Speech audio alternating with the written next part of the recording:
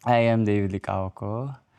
I work in GMA as an actor and entrepreneur. Alam mo, may nabasa pala akong article sa'yo na shinare mo, you earn 50 million a year. Nagkaroon ka na ba ng relationship sa showbiz? Na showbiz yung partner mo? Ay, tumatawa ka na. Talagang parang natawa ka na lang bigla. Siya ba ang steadfast na love team mo ngayon? Yeah.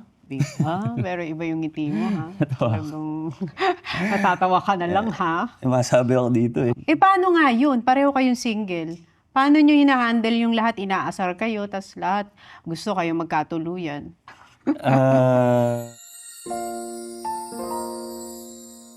Ilang years ka na sa showbiz? 2017. Start na ba to? Oo.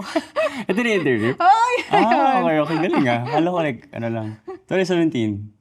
So parang halos bagong-bago. I mean, started modeling mga 2014. 2017 ba yung Chinatown, Mr. and 2014. Paano ka nakasali doon? Parang nakita ko yung previous year, 2013, di ba? It was in ABS nga for the first time. Kasama ko tong Chinese, maybe next year I can try. Pero na-discover ka talaga sa Boracay? Boracay.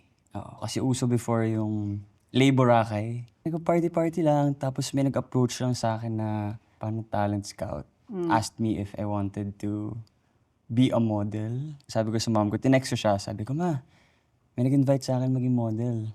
At that time, parang hindi ko man iisip na may itsura ko. For me at that time, maganda lang yung katawan ko kasi nga we were preparing for it. Ilang taon ka lang noon? Nag-start ka ng mga ganun? I was 18, I think.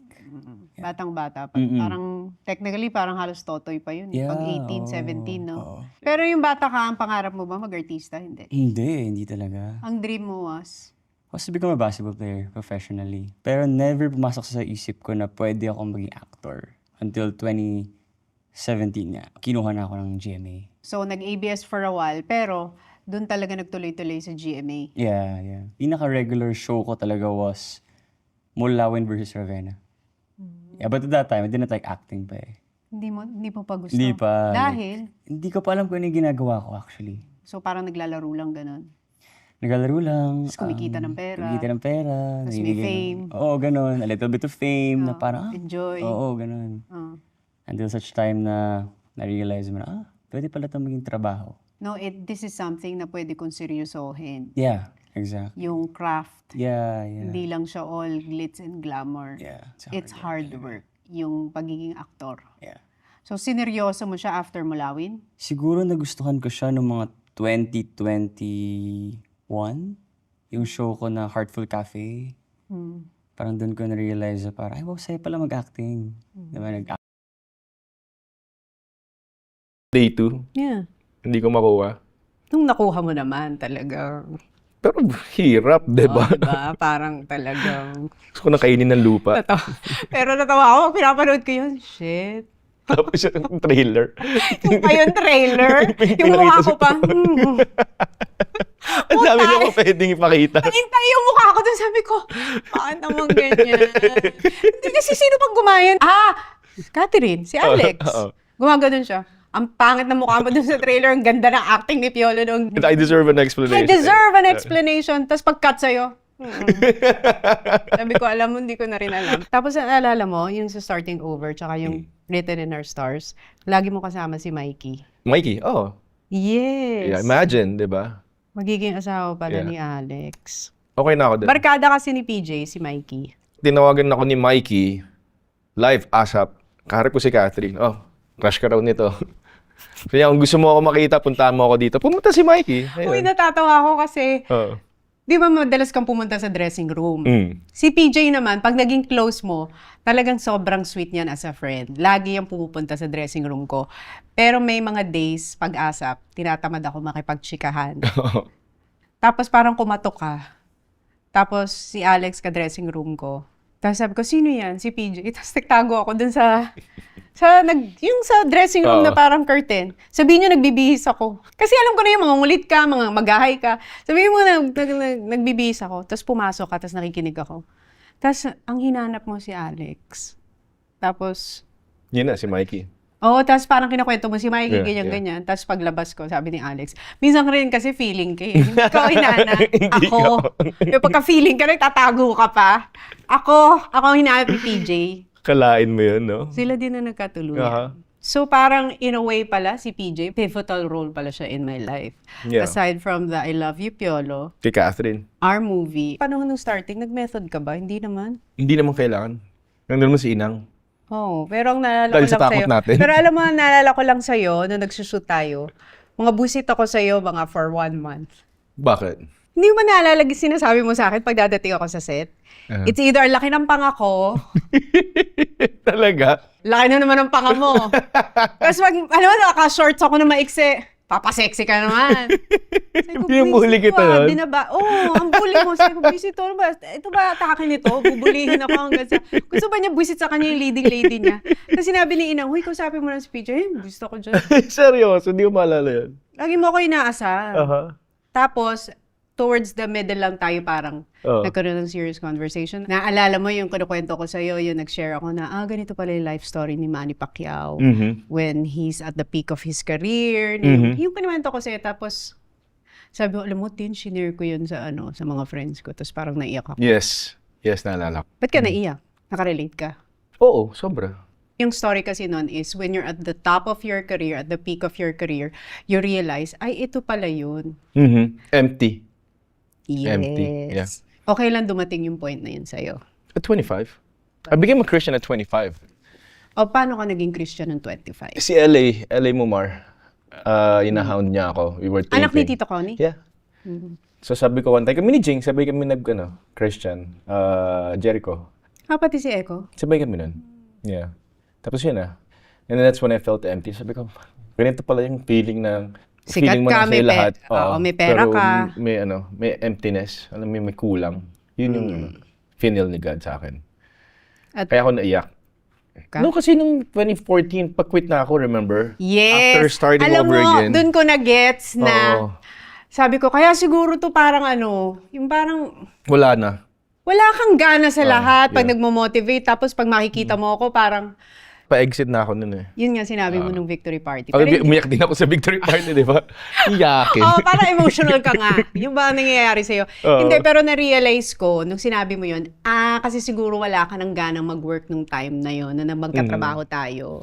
2014, so I was 37. Siguro midlife. Midlife. Na parang pag mag-40 ka na, nararamdaman mo na, ano bang meaning ng buhay? Ba't ko ba ginagawa to? So, Tapos sinabi mo nun kay Inang na parang last ko na to, yeah, last hura ko na. Swan song. It was gonna be my last. So I thought, at that time, nagpapadala na ako ng gamit sa States. I bought a magmamigrate. house, yeah. Yes, sabi Yeah, mo nga nun, yeah. after to movie na to, mag-move na Yeah, ako sa move States. na ako Tapos sa tinanong States. pa kita, Yeah. ha? Bakit? Yeah. Ginaganong kita, ba't ka mag-move sa States? Huwag ka Burnout. mag-move Yun. sa States. Sabi ko, may victory party pa to. Tapos sabi mo, di ka na naniniwala. Sabi ko, wala. wala na mga ganyan-ganyan. Weird, no? Tapos yun yung milestone ng buhay ko. Change the trajectory of my life and my career after it. Ikaw milestone, ako for me, coming in full circle. A full circle ka nun. In what sense? As a commercial. Na pwede ka mag-start as an extra in a commercial and end up na maging partner mo, na leading man, Wow. yung pinag-extra mo dati. What a full circle. Yeah, that's Diba right. parang it's a full circle for someone who's dreaming or may aspiration sa Yeah. buhay Wow. na huwag kang titigil. So parang ang story talaga in life is kung may isang pintong nagsara for you, walk down the hallway and keep opening doors kasi may isang pinto na yun ang magbubukas. para sa'yo. Yeah, yeah. So parang yun ang story ko naman when we did that movie. Yeah. Kasi naalala ko for the longest time, mapapartner mo na si Piolo tapos biglang pinartner ka kay ganito. Oo. Ang tagal. Lumipat si Angel, sabi ko, si Angel daw muna. Tapos, Antay-antay. nagka-girlfriend ka, ito daw muna yung partner niya. Sabi ko, wala na. Wala nang dinarating. Wala na ba? Kasi Inigo na lang ang hintayin ko. Hindi na ata ako mapapartner dito hanggang sa yung 2014. Yeah, yeah. I guess it's, yun yung safe to say na everything is in God's time. Yeah, life-changing. No matter what you do, no matter what you say, pag hindi pa tapos si Lord sa'yo, or pag may plan siya sa'yo, wala kang magagawa talaga. So, Yeah. babalikan natin ng 25, pumunta ka sa church, tapos nagbago yung life mo kasi ano yung na-realize mo nung unang pumunta ka sa church? Naalala mo pa ba yung narinig mo na sermon, na Hindi. sinabi, or yung song? Naalala ko, The moment I went there, the moment na pumunta ako sa church, no turning back. I accepted right away, full on. Tapos nag-hardcore Christian pa ako. And then, pinagagalitan ako ng mami ko kasi sabi niya, you don't have to preach. You don't have to tell us off. Parang high and mighty tingin mo sa sarili mo pag Kristyano ka na. So, sabi sa akin ng nanay ko, just live your life the way you should live your life and let it be your testimony. You don't have to talk to us about God. Ganon. So, anong na-realize mo nung 25? Kailangan mo ng core, kailangan mo ng center, kailangan mo si Lord sa buhay mo. Diba? And that's when I felt na parang yung sa dekada 70 kasi, when I got the awards, doon yung turning point ng buhay ko. Sabi ko parang, ang empty pala ng pakiramdam, parang pag wala kang Diyos sa buhay mo. So sabi ko, when I accepted Christ, and that's when I felt na parang, kaya pala ako nag-artista, kaya ako pala ginagawa yung ginagawa ko is because of God's purpose. Na, you know, it's not my purpose, but His purpose. So ever since then, sabi ko, I always ask Him, guide me, guide me. You know, if this is your will, then I'll stay, even after starting over again. Hindi naman mataas yung tingin ko sa sarili ko. I just felt na parang pagod na ako. And yet, hindi pa pala tapos si God sa akin. 'Di ba? So, ang sarap lang na may ganun, 'di ba? Ang sarap na may center ka. Pag wala ka kasing center, maliligaw at maliligaw ka, obviously. Lalo sa industriya na. Lalo sa industriya natin, madaling makalunod. Sa maraming bagay. Sa maraming bagay. So, ba't sa ka fame. nag-artista? Anong edad mo naramdaman na gusto mo mag-artista? Bata pa lang ako. Pag nag-workshop kami sa school, sa St. Francis, sobra akong happy pag workshop. It's a therapy for me. Parang it's an outlet. So kaya ako naisip na, mag-artista ako kasi mahihain ako di ba? May pagka-introvert din ako. If you don't talk to me, I won't talk to you. Doon ko na-realize na yung naging Kristiyano ako, ay, kaya pala ako nag-artista because may purpose si Lord sa akin. Nung college ako, UST, nag-audition ako sa Teatro Tomasino. Yun ang way ko, kaya ako nakapasok sa ABS. I was part of Atiba Pa, the children's show. So for 3 years, I was there. And then nag-audition ako sa Star Circle. Sino ka batch mo? Sila Donita, Jackie Forster, Jessa Zaragoza. Tapos pumunta ka na ng Amerika. Tapos punta ako Amerika. Kailan ka naging daddy? 20. Bago ako nag-States. Bago ka She was pregnant nung nag-States ako. Hindi Bata life, ako, diba? kaya nga, 20. So, di syempre life-changing din yun dahil gusto mo mag-artista. Yeah. Tapos you became a father at a young age. But I had to go to the States for my papers Oh. because my mom petitioned us. So, alam mo yun, wala ka talagang center. Ang hirap. Ang hirap. And then, bumalik ako ng 98, yun na. Nasabi ko talaga, I told my mom, Mom, I want to do this for myself because I don't want to look back 10, 20 years from now and say, sayang hindi ko ginawa. I tried to, audition, BTR, di ba, yung mga commercials dati, di ba? I never broke out, obviously. And then at 21, kainang, sa sandaling kailangan mo ako. Audition, I started from scratch again. And then, Ito ba yung kinukwento ni Inang na kontrabida ka? yeah, Ni Marvin? Marvin, yeah. Tapos yun, Christine. Christina Hermosa, G to G. So, yun ang first. Yun ang first, yun yung break ko. Big And then, break. Esperanza, sinama ako sa Esperanza. Kontrabida din. Hindi ka pa love team ni Juday. And then, afternoon, yeah. Nag-triangle pa kami ng Ayun kahit na isang yun. saglit. Yeah, with Leandro Munoz. Tapos, kailan natin ginawa yung I Love You Piolo commercial? Sprite? Kasi naalala ko, 18 ako noon. Nakabalik na ako nun. Mga Realize na parang, ay, wow, sa'yo pala mag-acting. Diba, nag-acting workshop ako. Tapos, nung sineryoso mo, doon ka na napansin na magaling kang actor, di ba? Unti-unti nakukuha mo na yung recognition na Yeah. sino tong David na mahusay na actor, di ba? Oo, ganun. Actually, nung Maria Clara and Ibarra talaga ako nakilala ng mga tao. And then from there, Pulang Araw, Maging Sino Ka Man. So I think yung Pulang Araw yung pinaka minahal ko talaga na show. Dahil, Siguro na-embrace ko na yung pagiging actor, yung craft nga, like what you said. Nanalo naman ng award. Yeah. best actor? Mm-mm. Wow. Yeah. Pag talagang pinagbuti mo ang isang bagay, tapos Yeah. pinag-usay mo, may reward din talaga. Yeah, exactly. So, now, kung babalikan natin, 2017, almost 8 years, mag-hit ka na ng 10. Ano yung pinaka nagustuhan mo dito sa trabaho mo?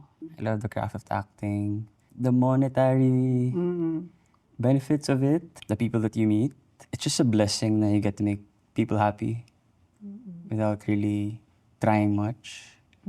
I think it's a gift. Pinaka-ayaw mo sa showbiz? I think it's harder to date Kasi I prefer non-showbiz, really. Kapag medyo kilala ka, they would think na, oh, baka lolokohin lang ako nito. Tsaka she will treat you differently. Kasi nga, marami tong babae sa isip nila. So may preference ka ba, non-showbiz or showbiz? When it comes to dating? Honestly, non-showbiz talaga, but you know, I mean, I'm not closing my doors. Like, baka mas may intindihan ng Ang katrabaho? katrabaho mo. Nagkaroon ka na ba ng relationship sa showbiz? Na showbiz yung partner mo? I dated someone from showbiz, pero hindi siya umabot sa relasyon talaga. I haven't dated anyone in showbiz since I got to showbiz. Ah, hindi nga. Hindi ba? Wow. Yeah, swear. So, Weh. hindi talaga. Hindi Oh. talaga. Hindi talaga. Talaga? Kasi Sa nung- 8 years, hindi ka nag-date ng showbiz? Hindi talaga. Eh, paano yun sa mga love team mo?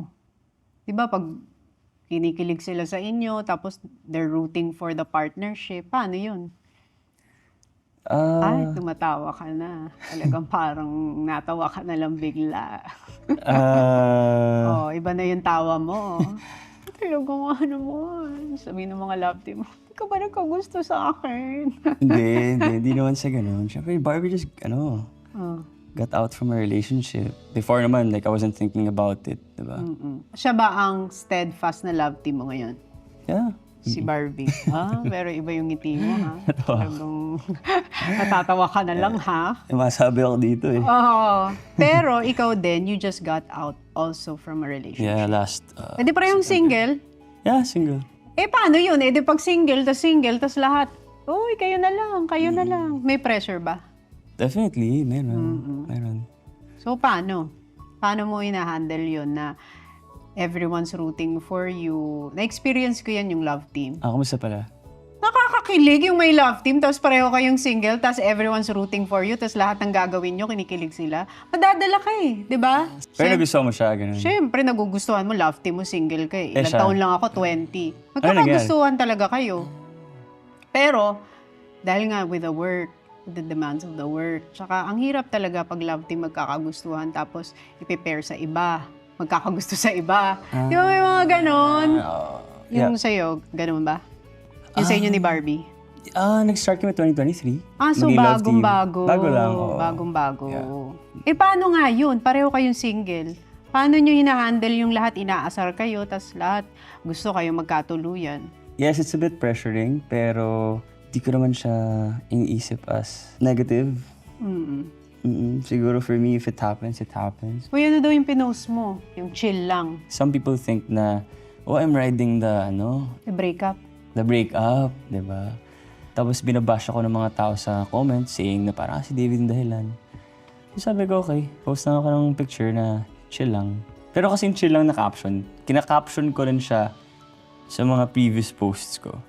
So hindi naman talaga siya parang, uy, di ba? I mean, Nirelate lang ng mga tao. Alam mo naman ng mga tao. Sensitive sila, tsaka conscious sila. Feeling nila connected lahat. oo, ganyan. Parang lahat Connected nagko-connect, lahat sabi sa ko. mga bagay-bagay. No? Wala lang naman akong magawa that day. So, chill lang sila. Chill lang. Hindi connected yun doon. Hindi connected yun doon, definitely. Pero na ngayon. We have to receive this award. Ano po ito? Ito yung poorest of the poor na mga special children, mga persons with disability. So it's called Project Teach, Therapy, Education, and Stimulation of Children with Handicap. It became a Galing Po Ako Award in the Philippines and a United Nations Public Service Award. But yung magde-define sa pagkatao ko, I think yung sementeryo namin. It was very tough kasi ang nangyari sa amin, yung sementeryo namin, basta mahirap ka, nakasako ka lang, nasa bodega, 5,000. Kasi punong-puno at that time. So isipin mo, mamamatay ka, nakasako ka lang. So sabi ko sa sarili ko, dapat baguhin ko to. Pero kung babaguhin ko, hindi na ako mananalo sa eleksyon, baka nakademanda pa ako. Dahil magagalit ang tao. But sabi ko sa sarili ko, mahirap, konsensya ko yan. So lahat yan giniba ko.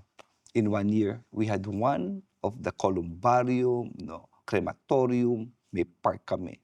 It became a Galing Po Ako Award. Walang mahirap, walang malaman, pantay-pantay. I call it Garden of Life in honor of my daughter who died. Kasi yung pong panganay anak ko ay, she died teaching catechism sa Tondo. So nag-immerse siya, natulog siya roon, kumain siya, may nakain siya. Nagkalagnat, binala namin sa ospital. Naglulukuhan pa kami nung gabi and the next day she died. How old was she when she passed away? She was 19. She was my eldest daughter. And ang sabi ko sa wife ko, masakit eh. Kasi there is anger, there is shock, there is denial, and then acceptance will come in. It's a slow process. Later part. Ito po yung sinasabi nila, this is the kind of pain you can never move on. You will just learn to live with it. Precisely.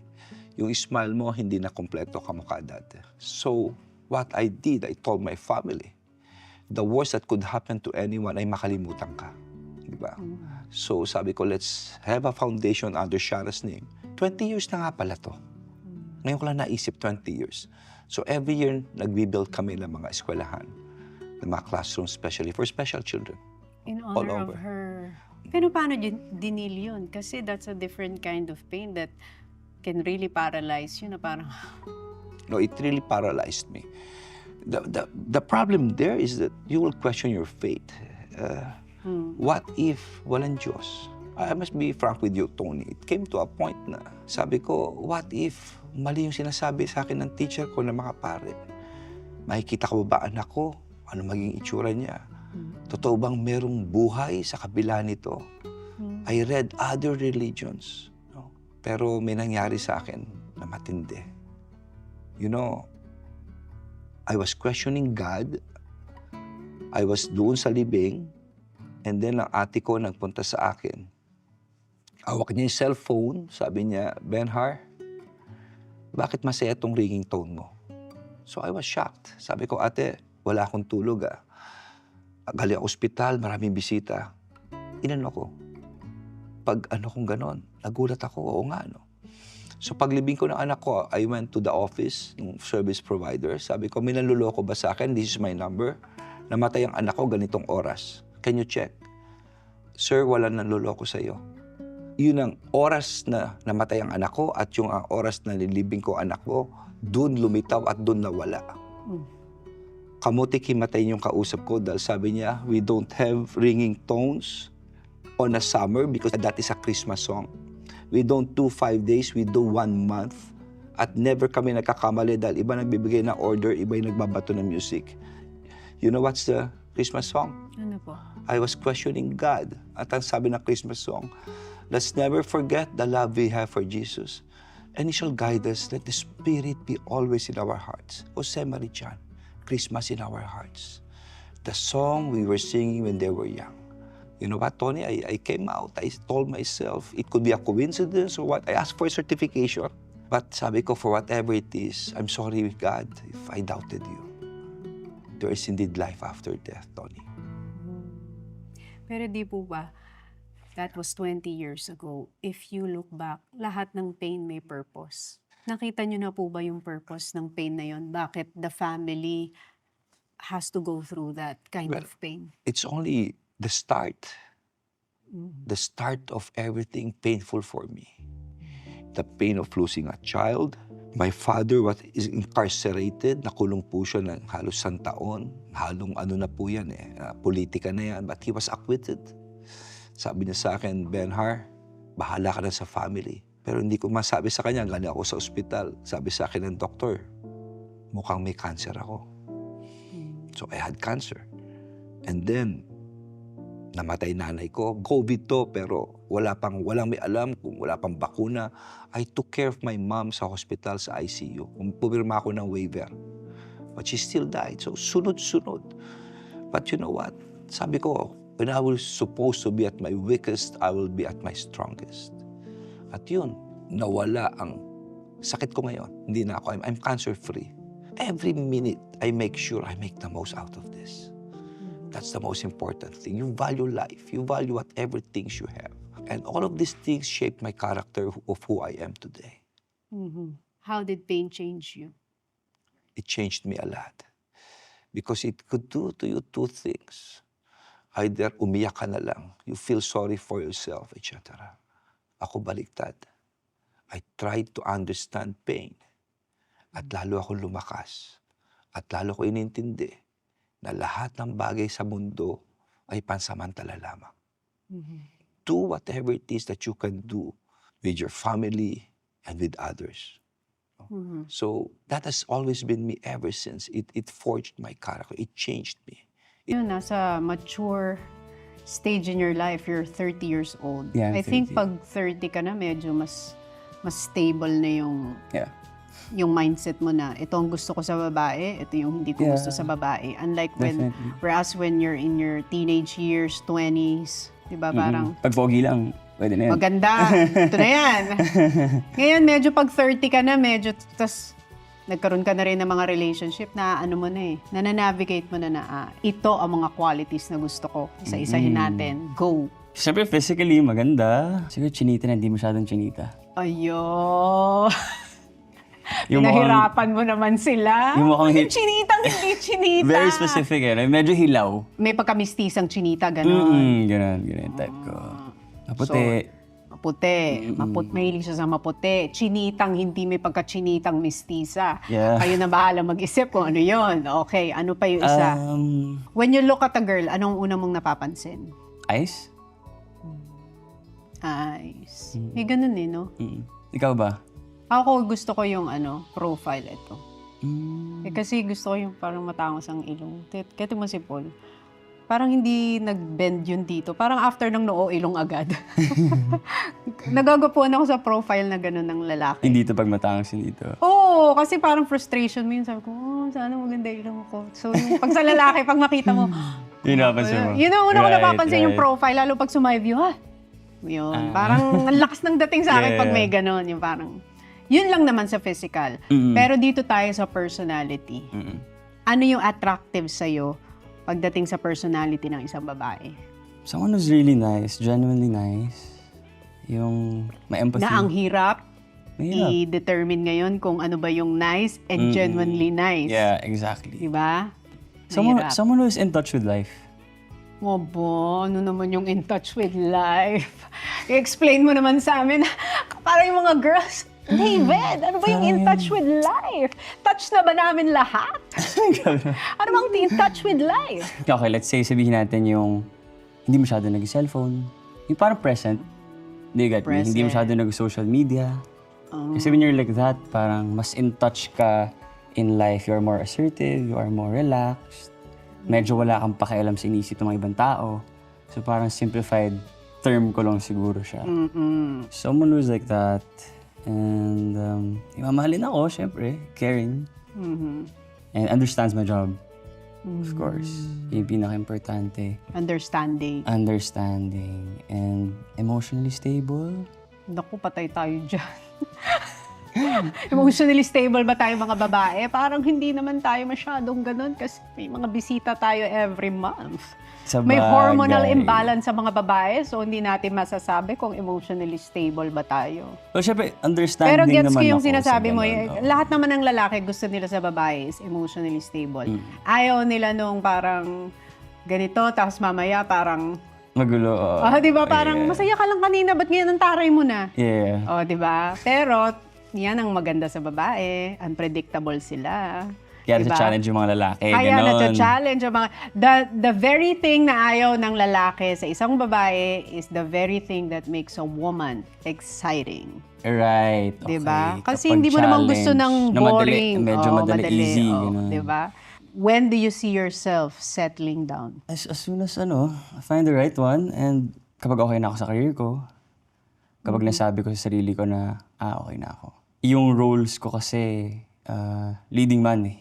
Diba? So, obviously, if you settle down this early, you wouldn't get like a leading man role. I mean, do you agree? Oo, with that? kasi parang maano ka na as married. Yeah. Typecast. Oo, siguro ganun. So gusto mo munang ma-maximize. Maximize everything I can get from showbiz. Pero feeling ko, when it comes to being financially stable, parang nandun ka na. Kasi isa sa mga trait ng mga Filipino-Chinese is masinop sa pera. Yeah. And business-minded. Mm-mm. Doon lumabas yung pagka-Chinese mo. Yeah. Kasi ang dami mong business. Sakto lang.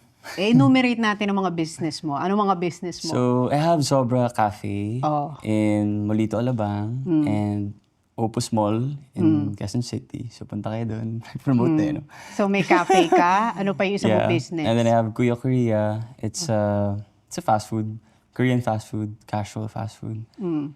We have an SM Clark, SM Manila, and Araneta Center, Cubao. Ano pa yung isa mong business? And then I have like mga sidelines na construction. May construction ka din? Opo, Mga talaga. government projects, ganyan. Okay. And then I also have Good Drip. It's a beauty coffee. Opo, talaga. Yun lang so far. So, yan ang mga businesses. Paano ka naka-venture into putting up businesses habang busy sa career? Paano mo nagawa yun? Early stages of my career and early stages ng negosyo ko, kaya sabay eh. In between takes, I would make calls, I would think kapag nasa tent, ganyan. During pulang araw, I would say na medyo napabayaan ko yung mga negosyo Mga ko. business. Oo. Yeah, so right now I'm really trying my best to be able to balance both. Really, which is challenging talaga. Alam mo, may nabasa pala akong article sa'yo na shinare mo, you earn 50 million a year from all your businesses. Oo nga eh. I had an interview, parang ambush interview siya, na TikTok creator siya. Nag-interview sila ng mga successful entrepreneurs na parang, hey, what's your biggest earning in a year? So, sinagot ko lang siya in a way na parang hindi big deal, actually. Hindi, Talagang oo. sila lahat, 50 million, paano ba yan, David? Hindi, ano Paano lang yun. namin kikitain Joke yan? lang yun. Hindi, pero ang galing kasi masinop ka sa pera. Sino nag-handle ng finances mo? Ako lang din. Hindi lang talaga ako magastos. Yun lang din talaga. Like, I have to think twice, thrice, so many times para bumili ako ng isang mahal na gamit. So yun pala ang reason para mabot tayo ng 50M a year.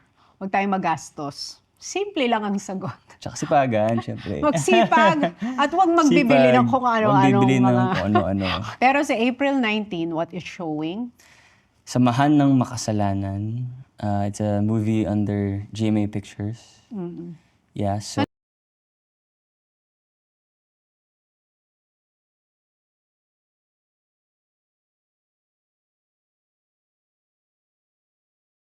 Yeah. When you're climbing up the ladder, meron tayong mga talagang kailangan gawin miski hindi natin gusto kasi kailangan natin yun. Yun yung nakaka-humble. And at this point of my life and my career, I am able to make choices for myself. Not because I want it, but because I am so passionate about what I do. I'm so passionate about learning and still growing in my craft. Ako feeling ko because you earned it. I can safely say that. That's why I'm enjoying my life now. I enjoy it better because may voice ka na. You know, I'm able to choose better. I'm able to diversify because at this point of my life, ang wide na ng range ng pwede kong gawin. Hindi ka na stuck sa love team, hindi ka na stuck sa rom-com. Hindi ka na stuck sa heartthrob. Heartthrob, di ba? So, I'm able to grow. I'm able to grow as an artist. And na-challenge ko yung sarili ko to be better. Tapos, ewan ko na-feel mo to nung pandemic na kung aalis ako ng bahay, is it worth it? Yeah. Ang hirap ako sa probinsya pa ako eh. Sa beach ako nakatira. So, it's even harder to leave. O ba't ka nag-decide na sa beach ka natitira? Tahimik. Hindi mo makakompare yung silence, yung privacy. Ilang years ka nang nakatira sa beach? Since the pandemic, mga 4 years So, pupunta ka lang sa Manila to work? for work. So, wala ka ng bahay dito sa Manila? Sa office, sa QC. Ayun sa Spring Films mo? Yeah. Yun na lang? Sa taas. Office by day, bedroom at night. Di ba? Doon tayo nagba-Bible study Yeah, dati. yeah. Si PJ, gumawa siya dati ng small Small group, group yeah. noong 2005. Yeah. Ma-attend ako noon. Tapos isa sa mga attendee, si Peachy. Peachy, yeah. Naalala mo ba na pinagalitan mo kami ni Peachy? Chismisan kayo ng chismisan. Kasi ang Bible study namin noong 2005 ay after ASAP. So si Peachy ay manggagaling ng S-Files, ako manggagaling ng The Buzz. So pagkita namin, magchichismisan lang kami. Si PJ, talagang ito yung sobrang on fire siya. Yeah. Sa pagbabible lahat. Tapos sabi niya sa amin, alam nyo, kayong dalawa, gumawa na lang kayo ng sarili nyong cell group. Di kayo nakikinig dito. Huwag na kayo dito. Huwag na kayo atin next Si week. Peachy, di mo mapipigilan, di ba? Tapos, Ang ganda naman ng sinabi ni Peachy. Ano Sabi niya, Papa P, forgiveness naman. Tumahimik siya. Papa P, forgiveness naman. Sabi ko, oo, di ba? Diba? Forgiveness ka naman. Pero grabe yung Bible group natin na yun. Yeah. Ang mga Kuya Gary pa yun. Yeah. Ginawa pa natin sa bahay ko sa Taytay. Yes. Ginawa natin sa bahay I ni know, Rufa right? May. Yeah. Diba? Nagaganon-ganon pa Every tayo. Sunday. Eric Santos. Kung saan, Eric Si Santos, Samil B, Samuel, Rica Peralejo. Carla, yeah. Ano? After ASAP, di ba? After ASAP. Kasi parang ang sinabi niyo ni Kuya Gary no na kailangan mag-unite yung mga Christians yeah. sa industriya para mapalakas natin yung faith ng isa't isa so we can support each other. Yeah. Now, what I do is I have the Bible app. So I find plans every week or, a day to day. And then I invite friends. Ano yung taga-industry? Yeah. Mga katrabaho mo? Devotional. Yeah. Like mga bagong artista. Ah. Sabi ko talaga, at least you're able to share, not in a preachy way. Sabi ko, well, your term, it's your walk di ba? But you just guide them. Alam mo, feeling ko mas mahirap mag-artista ngayon because of social media. Mas less yung privacy. Like if you're trying to keep something, na-expose lahat. Yun nga, yun May yung downside. screenshots. Yeah. May videos. Yeah. May live. Yeah. May pwedeng mag-live while you're shooting. So makikita yung mga behind the scenes na dapat nakatago lang. Yeah. What's Yun going eh. on in the set, Yeah. sa tent. Pag may nasabi ka, ang hirap bawiin kasi na-record na. Yeah. 'Di ba? That's why I stay away from it. I don't do Instagram unless I'm done with my devotional. So the first thing I do, you wake up, if you can kneel down and pray. Silence, 5 minutes. Yun lang ginagawa ko talaga. Before you mag-phone? Yeah, dapat. Before you even touch your phone, before you even do anything, nagkakaroon ako ng clarity if I'm able to do that every day. And to protect my testimony. Napaka-transparent na ngayon ng tao ng society. They see everything, they know everything.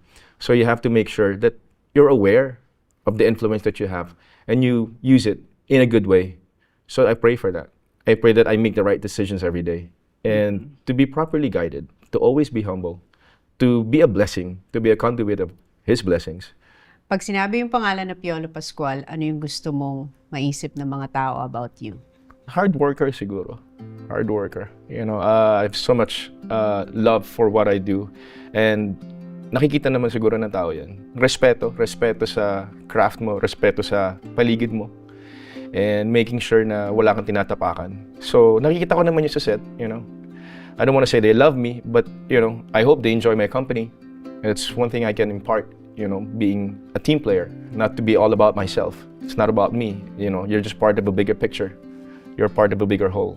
So, you're a team player. Pero alam mo, totoo yan kasi naka-lunch ko si Ma'am Charo recently.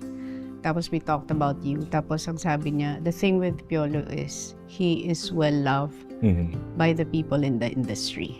I guess pag minahal mo yung isang bagay, mamahalin ka pabalik. And yeah, as long as you stay grounded, as long as you know na hindi ikaw, kundi si Lord ang magsashine, then you'll be okay.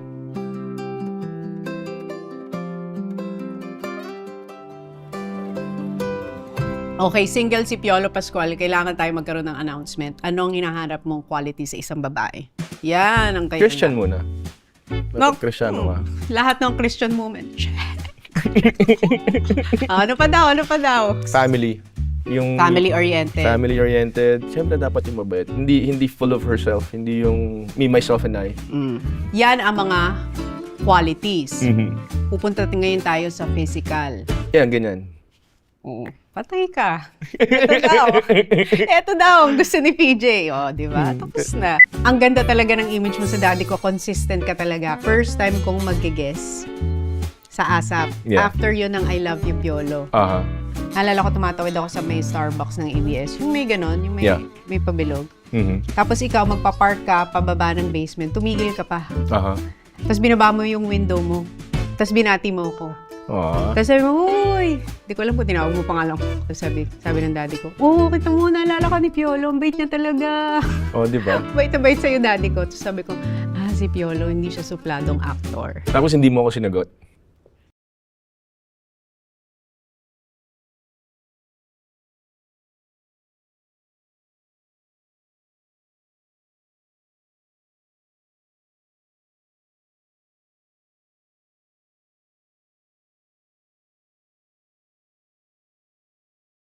Ng Makasalanan.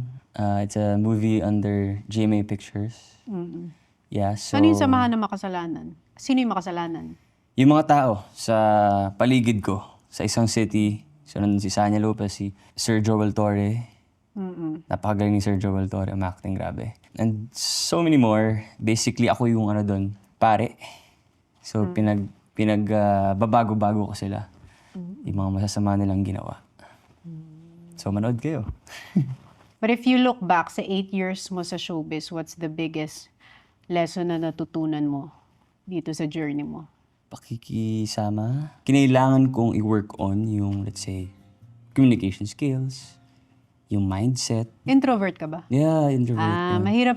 Actually, mahirap din sa introvert yung nasa showbiz. Are you introvert? Oo, introvert ako. Wow.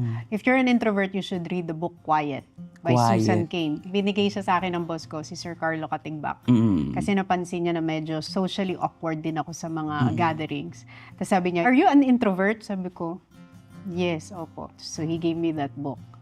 It's just like to help you understand your personality and how you can cope up in an extrovert world. Pero ikaw, meron kang preparation. Let's say, for example, Tony Gonzaga, the host ako. Yun yung naintindihan ko sa akin. Introvert ako, pero I am an extrovert pag nasa trabaho ako. When I'm on stage. Okay. Parang I'm able to express the Shift. other side of me Right. na hindi ako in real life. Yeah, okay. Pero, ano yung gusto mong malaman nila about David? Simple lang ako. Diba? Like, siguro nisip ko sila mga tao na kapag siguro may negosyo, na showbiz, na ano yan. Pero actually, hindi naman. I mean, I think I'm still the same. David 10 years ago, still the same. They can talk to me if they want. I'd be happy na kausapin sila.